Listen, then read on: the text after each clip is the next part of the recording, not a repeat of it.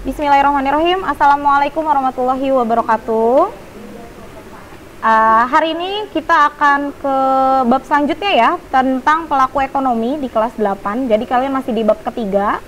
Kemarin kita sudah bahas tentang pendapatan yang diterima oleh rumah tangga keluarga, apa saja. Nah, sekarang kita akan bahas tentang peran-perannya. Peran-perannya apa aja sih pelaku ekonomi? Kita bahas dua dulu, yaitu rumah tangga keluarga atau konsumen dan rumah tangga perusahaan atau produsen.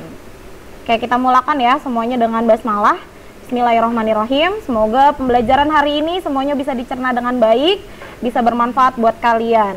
Oke, kita mulai. Tujuan pembelajaran kita hari ini adalah biar kalian bisa memahami apa sih perannya.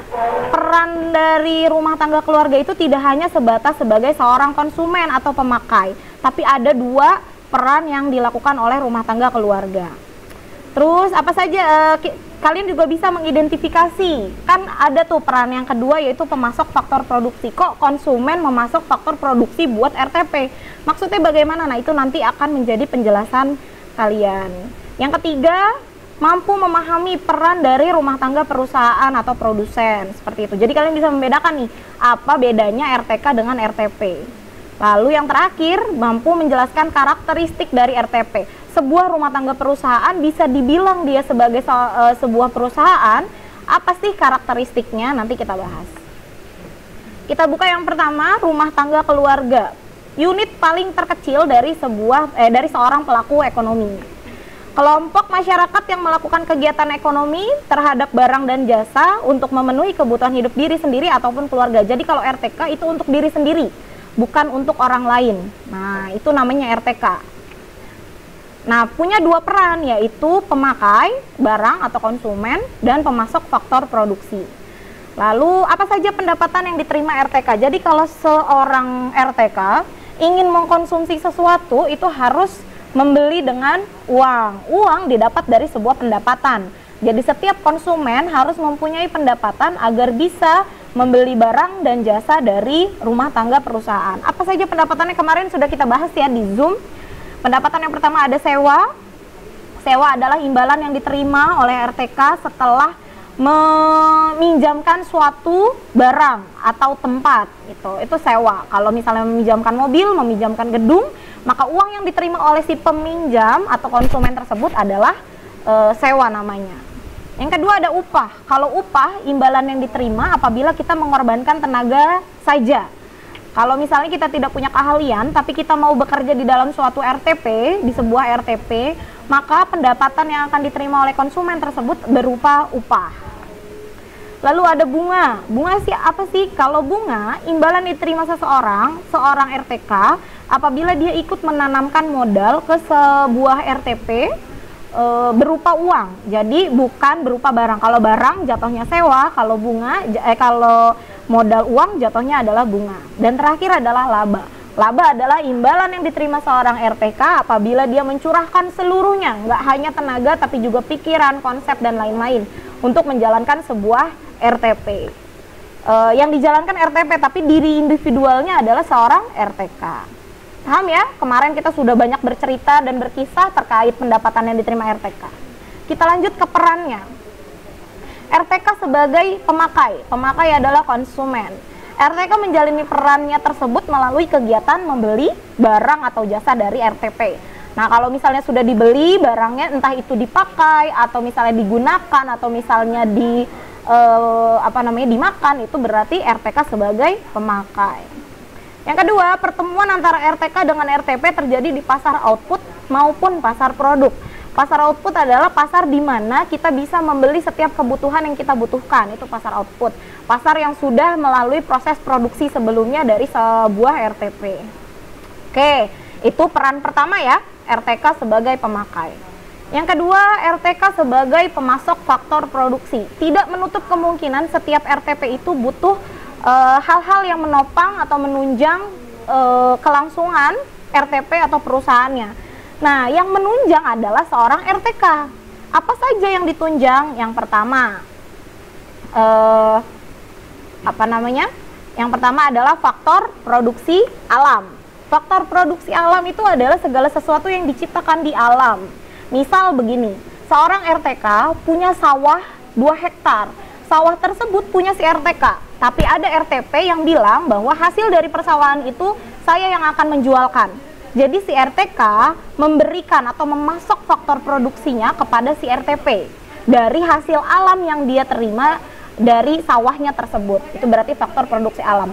Nelayan mengambil ikan di lautan, itu kan faktor produksi alam. Tapi yang menjual, misalnya nelayan menjual ke distributor pertama, tapi distributor tersebut menjual kembali ke pasar atau supermarket, maka pasar dan supermarket yang termasuk ke dalam sebuah RTP mengambil faktor pasokan produksinya dari RTK. Seperti itu, paham ya? Jadi faktor produksi alam. Yang kedua ada faktor produksi modal. Faktor produksi modal itu tidak hanya berbicara tentang uang, tapi juga berbicara tentang tanah, gedung, terus mobil, seperti itu. Jadi modal itu bisa dalam segala sesuatunya, segala hal, tidak hanya berkaitan dengan uang. Jadi kalau ada seorang RTK meminjamkan sebuah gedung, meminjamkan sebuah rumah, meminjamkan sebuah mobil kepada perusahaan, maka si RTK tersebut sudah menjadi pemasok faktor produksi dari sebuah RTP. Yang ketiga, faktor produksi tenaga kerja. Sebuah perusahaan tidak akan pernah berjalan bila tidak ada tenaga kerjanya. Siapa tenaga kerja tersebut? Tenaga kerja tersebut adalah seorang RTK. Jadi RTK itu termasuk ke dalam produksi tenaga kerja. Tenaga kerja di sini di buku paket kalian bisa kalian cek juga, ada tiga klasifikasi. Tenaga kerja yang pertama adalah tenaga kerja terdidik. Biasanya kalau tenaga kerja terdidik itu melalui lembaga-lembaga pelatihan, ada sertifikatnya, ada ijazahnya, dan yang dijual biasanya berupa jasa, bukan barang. Contoh dari tenaga kerja terdidik adalah guru, dosen, seperti itu. Terus RTP-nya siapa? RTP-nya adalah sekolahnya RTP-nya, maka RTK yang menjadi faktor produksi tenaga kerja adalah guru tersebut. Klasifikasinya adalah tenaga kerja terdidik. Yang kedua ada tenaga kerja terlatih. Kalau tenaga kerja terlatih biasanya berupa keterampilan, bukan melalui sebuah lembaga sekolah, seperti itu. Kalau lembaga karena tenaga kerja terlatih itu biasanya melalui keterampilan saja, seperti montir, itu kan dia tidak butuh yang namanya ijazah, yang penting dia punya keterampilan sebagai seorang montir, maka dia klasifikasi tenaga kerja terlatih. Terakhir, tenaga kerja tidak terdidik dan tidak terlatih. Biasanya dia tidak punya skill, tidak punya pendidikan, dan tidak punya keterampilan. Contohnya adalah buruh, lalu tukang sapu jalan. Nah, itu adalah faktor produksi tenaga kerja tidak terdidik dan tidak terlatih. Oke, itu faktor pemasok produksi yang ketiga. Terakhir, ada faktor produksi kewirausahaan, di mana seorang RTK mampu mengelola sebuah perusahaan. Mungkin ada orang yang punya uang banyak, punya gedung, punya apapun, tapi tidak bisa mengelola, maka dia harus merekrut RTK yang bisa mengelola perusahaan tersebut. Itu dinamakan faktor produksi kewirausahaan. Seperti itu ya. Jadi itu, kenapa RTK tidak hanya sebatas sebagai seorang pemakai, tapi juga sebagai pemasok faktor produksi. Karena dari keempat hal itu, seorang RTK menunjang keberhasilan dari RTP tersebut. Oke, kita masuk ke rumah tangga perusahaan. Rumah tangga perusahaan, pihak yang melakukan kegiatan produksi. Kalau tadi RTK melakukan kegiatannya konsumsi, kalau RTP yang melakukan kegiatan produksi. Kalau RTK untuk diri sendiri, kalau RTP menghasilkan suatu barang dan jasa untuk keperluan orang lain. Ya, jadi kalau rumah tangga perusahaan tuh berpikir bagaimana orang lain bisa menggunakan apa yang mereka hasilkan. Oke, berperan sebagai penghasil dan penyalur barang hingga sampai ke pihak yang membutuhkan, itu RTP. Jadi mereka nggak hanya menghasilkan barang, tapi juga menyalurkan sampai akhirnya konsumen-konsumen tersebut mendapatkan barang yang dia butuhkan. Nah, perusahaan dibagi menjadi 3. Ada industri primer namanya. Industri primer itu hanya perusahaan yang mengolah hasil kekayaan alam. Petani, nelayan, pokoknya segala sesuatu yang dihasilkan oleh alam itu namanya industri primer. Kalau industri sekunder adalah perusahaan yang menghasilkan barang industri. Jadi sudah jadi gitu. Yang membuat mebel, yang membuat meja, kursi, bangku, dan lain-lain, itu dinamakan perusahaan yang menghasilkan barang industri. Mungkin orang yang menjual kayunya dinamakan industri primer, tapi kalau orang yang membuat mejanya menjadi meja utuh itu namanya industri sekunder. Jadi biasanya perusahaan ini melakukan kegiatan menghasilkan barang setengah jadi menjadi barang jadi. Terakhir ada industri tersier. Industri tersier ini adalah yang menghasilkan jasa atau pengangkutan. Jadi biasanya RTP ini yang menyalurkan barang yang sudah mereka terima dari seorang RTK. Dialah yang akan misalnya tadi si industri sekunder sudah membuat meja, maka industri tersier macam JNE, JNT, Wahana dan lain-lain itu termasuk ke dalam RTP industri tersier. Paham ya sampai sini? Terakhir kita bahas karakteristik dari RTP. Sebuah rumah tangga perusahaan bisa dibilang itu sebuah perusahaan kalau memenuhi karakteristik ini. Yang pertama, dia tidak memiliki sumber daya sendiri, maka dia memasok faktor produksinya dari seorang RTK. Yang kedua, melakukan kegiatan produksi. Udah pasti, RTP selalu menghasilkan suatu produksi, entah itu produksinya barang ataupun jasa. Yang ketiga, sudah pasti membayar imbalan kepada si RTK, baik berupa upah, sewa, bunga, laba, dan lain-lain.